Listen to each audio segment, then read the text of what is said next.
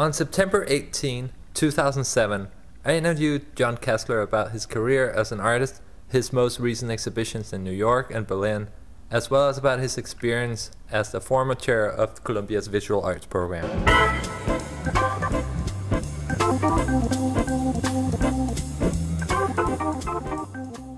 One of the things that Jon is known for, besides his work as an artist, is having brought Columbia's Visual Arts program back on the map of good art schools.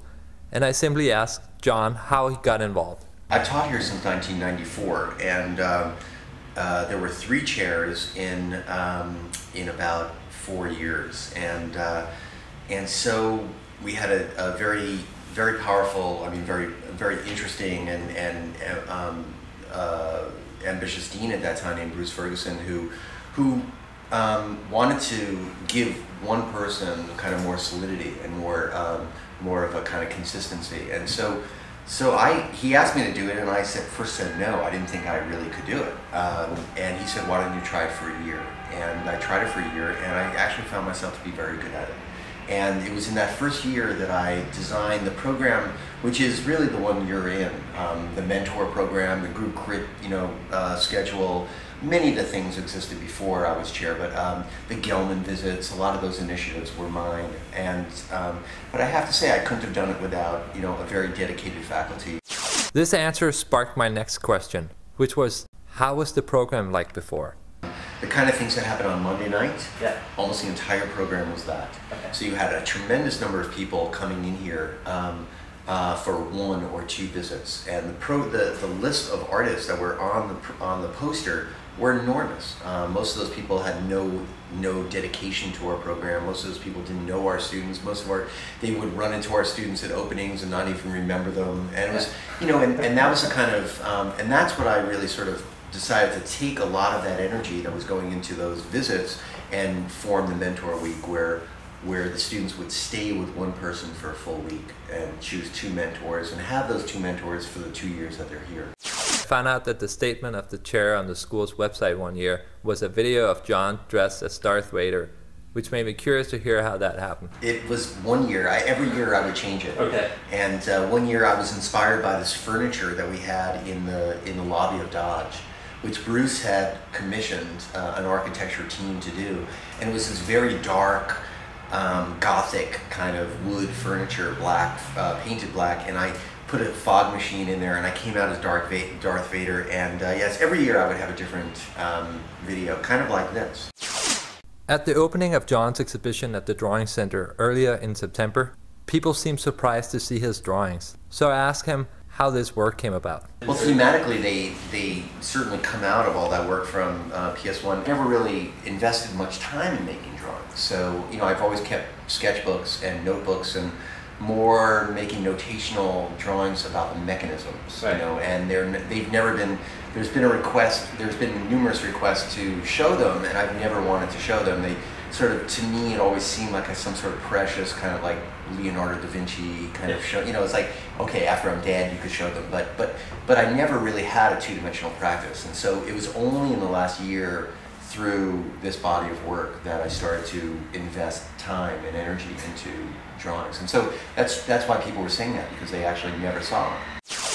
When asking Jon about his fascination with images of war juxtaposed with fashion, Jon responded. Well, it's not so much fashion, it's more, image production. And it's sort of like this, this sense, I have a 13-year-old daughter, and this sort of like sense of that growing more and more, not just celebrity culture, but this idea of, that the image actually supersedes anything else.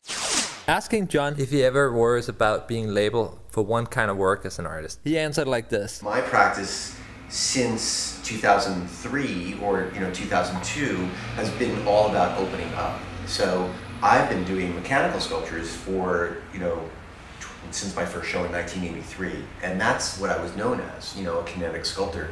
And it's only since 2002 that I've been integrating video into the work. So the video thing is very new for me. Right. I've only been using video for 3 years, and yet here I am sort of being known as a video installation artist. So it's amusing. During Jon's visit, he took time to answer questions from a few fans outside on the street. Mom, Martin Basher, pleasure. Hi, I'm well, thank you. Okay. All right, Martin. So the question is my relationship to the media, and whether it's, you know, in terms of using moving image, and whether it's purely an antagonistic relationship, or whether there's also some, you know, embracing of it.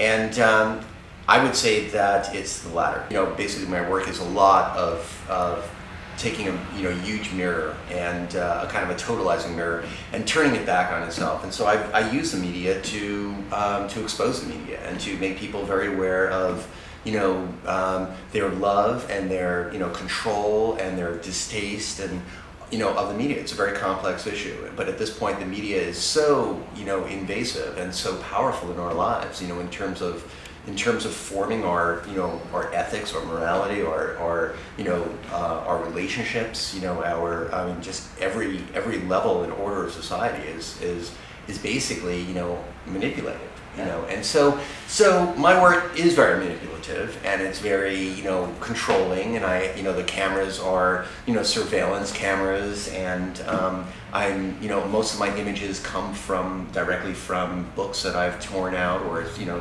celebrity culture or fashion magazines, and so it's all directly taken from the media, but I like to think that I'm, you know, subverting it. Even if subverting has an association with sort of like using it in a certain kind of way, I'm actually, when I talk about subversion, I'm actually talking about, you know, the transformation of the found object in order to give it new meaning. I finished my interview asking Jon about his installation this summer in Berlin, which got an overwhelming media coverage because of one element in the installation. Being very curious about it, I asked him what it was. What happened, quite simply, was that whenever I show the Palace at 4 a.m. in a different location, I try to give a site-specific component where, you know, that embraces the place it's in. Yeah. And so in Berlin, I was in my hotel, and I'm at the desk. They had a postcard collection that you could buy, and there's this cute little polar bear, and I see the polar bear, and I said, oh, I'm going to use the polar bear in one of my sniper pieces. The snipers are the cameras that move on 90 degrees. So I took the polar bear, and the building where I'm showing in Berlin is a very important building because Kennedy, it was a gift from the Americans, and Kennedy had spoken there. And 6 months later, Kennedy got a bullet in his head. So I took this polar bear, and I put, you know, took a pencil, and I poked a hole in his head, and then I took red paint and got the red paint dripping down the polar bear's head. So, and now that is coupled with pictures, archival pictures of Checkpoint Charlie, also postcards. And I've done this, I did it in Hamburg, I had a postcard sniper. But in this case, it was really, you know, this cute polar bear that I was seeing as a kind of a loss of innocence, like, you know, like Kennedy's death, and which that assassination marked in American history. Mm-hmm. So what happened was, little did I know that this polar bear was the Knut, the mascot of Berlin, and it created a huge sensation. And a newspaper called Bilde, B-I-L-D, yeah, which is the kind of, you know, rag, you know, total tabloid rag, published a half-page article about it with a big picture of me and Knut, and that started this quite big media landslide, you know, where now it's like, you know, the legitimate newspapers and TV stations started coming to the show to film, you know, Knut. So here was maybe like a direct answer, you know, like response to Martin's question about like, what's my relationship to the media? I mean, here I was totally using the media in order to get, you know, more people in to this. Now, at that point, I started to learn more about Knut, and, you know, Knut was a very cute polar bear, and now he's a, you know, 8-9-month-old polar bear, and he's not so cute anymore. He's kind of like become a little, you know, aggressive. So I started to compare him to my country and the aggressiveness, and sort of like starting to, you know, sort of just not listen to anybody, and he's now like not listening to his trainer, and you know, so whatever. I was sort of, you know, being provocative, but making these sort of general statements about, you know, Knut as a metaphor.